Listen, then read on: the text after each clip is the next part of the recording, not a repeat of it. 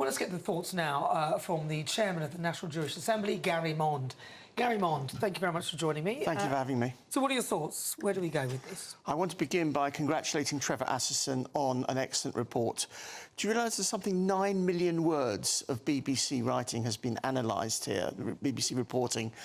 And Trevor Assison is a very serious and very successful lawyer. He knows what he's doing, and I believe this is only part one of the exercise. We'll be seeing future parts in the near future.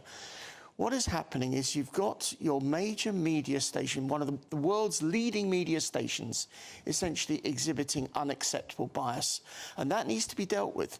The best solution is for this to stop. I know lots of people are calling for the licence, for people not to pay the licence fee, or even for the BBC to be privatised, but the optimal solution is to stop the bias, both as regards Israel and Gaza, and of course in other political areas too. But you know that if that is the case, and if the report is the case, and a lot of us watched a lot of the coverage on the BBC and all the news channels, I watched them all, including Al Jazeera, and it's fine if you're going to take a position and you're a commercial broadcaster. You can take a position as a commercial broadcaster, although most would like to show more balance. We try and show as much balance here on GB News.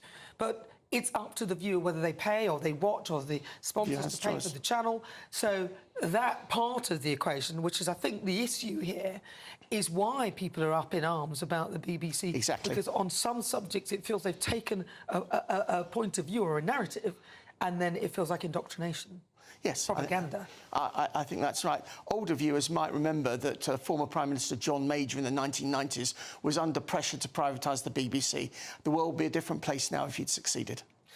Well, I mean, I don't know whether I'd go as far as to privatise it, because obviously they've got all the buildings, all the facilities. They would trounce all the other broadcasters. So I think that they would have to give all the assets back. And then they would have to start on a very skeletal sort of structure. They wouldn't be allowed to have all the stuff they've got and then just carry on broadcasting like that. I would like it all stripped back. But I think at this situation, National Jewish Assembly and Campaign Against Anti-Semitism and some others are calling for an independent investigation. And this time, unlike with the Balin report in 2004, we expect to see it made public. But it's interesting, really, because I think there's obviously a place for the BBC. I do. I think, you know, I have a... Yes, I don't deny that. But I don't want anybody... I don't want to feel like I'm being forced to believe in a narrative. And remember, we only had the BBC and a few channels. Then the internet opened up, and suddenly there's lots more opinions, and you get lots more information about something, and not just from one perspective. That's right. We expect the BBC to report fairly and impartially across the whole situation in the Middle East and everywhere else, for that matter.